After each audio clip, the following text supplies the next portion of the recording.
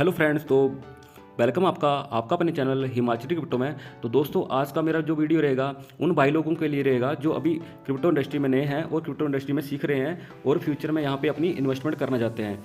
तो दोस्तों, आपको जब भी आप क्रिप्टो इंडस्ट्री में इन्वेस्टमेंट कर रहे हैं तो आपको सारा नॉलेज होना चाहिए। सबसे पहले आपको ये पता होना चाहिए कि आप जिस कॉइन में इन्वेस्टमेंट कर रहे हैं वो कॉइन किस टाइप का है, ठीक है।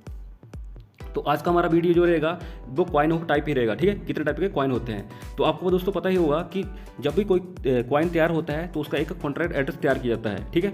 तो जो सारा खेल होता है इसी एड्रेस का ही होता है, इसी में सारी कोडिंग होती है और इसी में ही सारा जो इसका डाटा होता है लिखा रहता है कि फ्यूचर में इसकी क्या वैल्यू रहेगी, फ्यूचर में इसकी जो सप्लाई रहेगी कितनी रहेगी, कितने टाइम के बाद इसकी बर्निंग होगी, सारा इसी में डाटा होता है, ठीक है। तो सबसे पहले जो सबसे हाई रिस्क की होते हैं उनके बारे में जान लेते हैं, ठीक है। फिर धीरे धीरे नीचे की ओर चलते हैं, ठीक है। तो सबसे पहले जो हाई रिस्क की होते हैं वो होते हैं एयर ड्रॉप फ्री कॉइन। तो दोस्तों, ये जो कॉइन होते हैं फ्री में दिए जाते हैं। अभी आप बोलोगे कि फ्री में कैसे, तो आपने कहीं ना कहीं ट्रांजेक्शन किया होता है, जैसे कि किसी एक्सचेंज के ऊपर या फिर BSC स्कैन के ऊपर, तो आपका जो एड्रेस है ऑटोमेटिकली वहाँ पे सेव रह जाता है। तो आपके एड्रेस पे ये जो कंपनियाँ होती हैं कॉइन बनाने वाली, ये आपको कॉइन सेंड कर देती हैं। और बाद में ऐसे होता है कि इनकी जो वैल्यू होती है वो पहले तो शुरू में जीरो होती है, बट थोड़े टाइम के बाद जो वैल्यू है बढ़नी चालू हो जाती है, ठीक है। और आपके अंदर भी लालच आ जाता है कि ये भाई इसकी वैल्यू बहुत कम है तो अभी मैं इसमें इन्वेस्टमेंट कर देता हूँ, ठीक है।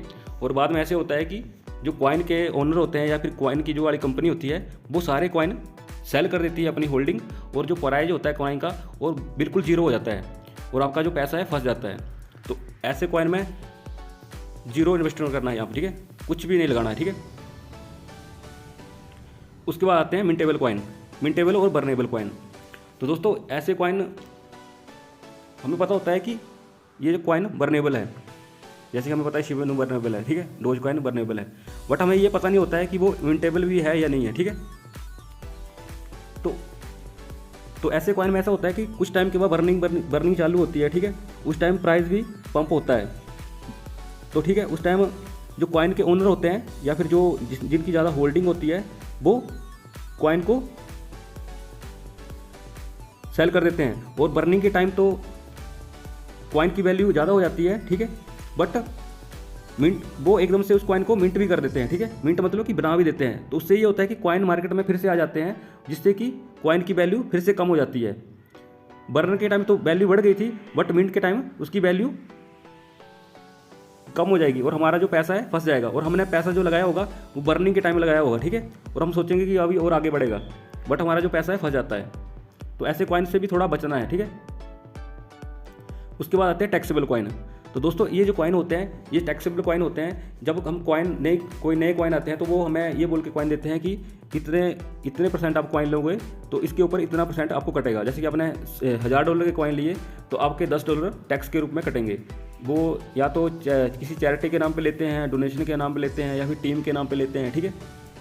मतलब काट लेते हैं आपके, और ना हम उसके बारे में कुछ पता करते हैं कि वो कहाँ जा रहे हैं कहाँ नहीं जा रहे हैं, ठीक है। तो बाद में ऐसा होता है कि वो अमाउंट काफ़ी ज़्यादा इकट्ठा हो जाता है, ठीक है, किसी कंपनी के पास, और बाद में वो कंपनी उस अमाउंट के कॉइन को सेल कर देती है, जिससे भी कॉइन का प्राइस एकदम से डंप हो जाता है और कॉइन का प्राइस गिर जाता है और हमारा पैसा फंस जाता है, ठीक है। तो ऐसे कॉइन में भी जो इन्वेस्ट आपको कम ही करना है, ठीक है। उसके बाद आते हैं रिफ्लेक्शन कॉइन। ये जो कॉइन होते हैं जो ऊपर वाले मैंने आपको 3 बताए उनसे थोड़े अच्छे होते हैं, ठीक है। बट इसमें ये है प्रॉब्लम है कि आपको इन्वेस्टमेंट लंबे टाइम के लिए करना पड़ सकता है, ठीक है। इसमें ऐसे होता है दोस्तों कि जैसे आपने होल्डिंग करी है तो आपके आगे जैसे टीम क्रिएट होती जाएगी, ठीक है, तो उसका आपको कुछ 1% मिलता है, ठीक है। बट प्रॉब्लम इसमें यह है कि आपको वेट करना पड़ेगा कि टीम कब तक डेवलप होगी कब तक नहीं होगी, ठीक है। उसके बाद जो सबसे बेस्ट कॉइन मेरे हिसाब से जो है फिक्स सप्लाई कॉइन है।